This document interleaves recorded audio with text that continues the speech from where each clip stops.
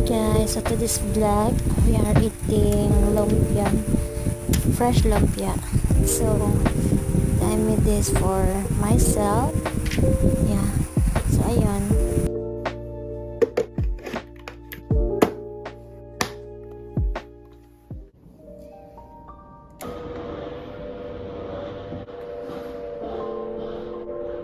So ayan guys, ang sobrang sarap niyan dahil fresh lumpia po iyan. At syempre, ang sarap ng sauce niya.